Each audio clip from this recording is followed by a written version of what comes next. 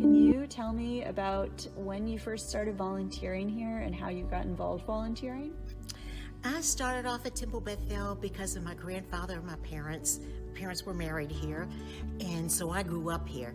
And when I went to Israel, within my first 24 hours of being in Israel, I met my husband and stayed for 7 years.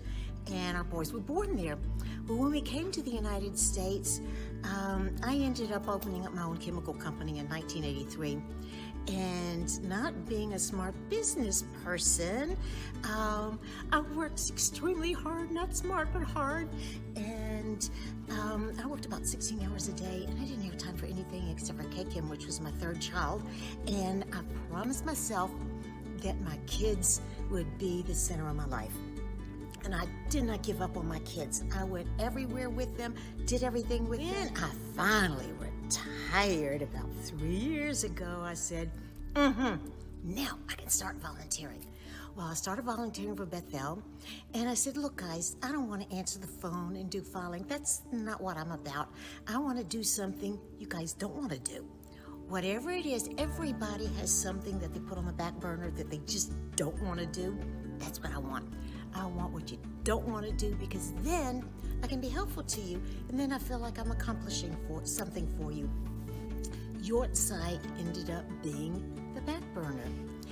And Yortzeit, to me, is one of the most important things in the Jewish religion. I think that might be my most favorite thing in the Jewish religion besides lighting the Shabbos candles. When they said Yortzeit, I said, oh, what a gift. Oh my gosh, I can't believe it. I get to do the Yortzeit stuff. What is the Yortzeit stuff? I come up with a list, the minion list, for all the guys, and they change it through the year or two that I've been doing this. They kind of change it. They don't want it weekly, they want it monthly. And I gotta remember, if a month ends at the middle of the week, to extend it into the first couple of days of the next month and all that kind of good stuff.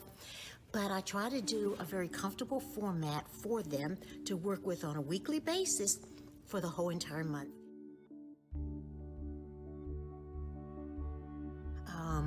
I'm now beginning to work on the Hesed group. I'm going to call it the Hesed group.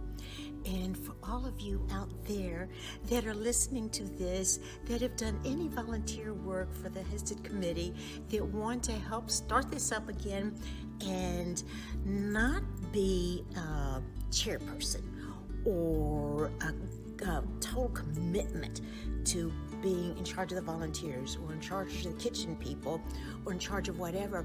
I don't want that. I want it to be fun for everybody.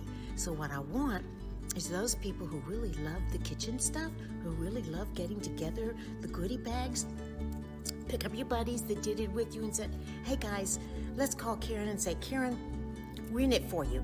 And then for those people who were in charge of volunteers, who made all the phone calls and stuff, that really didn't mind doing that and like doing that, call me please. I want a group of you guys, so I don't want any one person to be charged and have the burden of having to do it all and find help. I want it to be fun for everybody. I got the call. There were 3 people on that call, very proud of calling me and letting me know about getting this award. And it was like, wow, they're so proud, they're so happy. I'm so proud, I'm so happy, thank you. I never thought of getting an award for volunteering. That's my joy, that's my pleasure.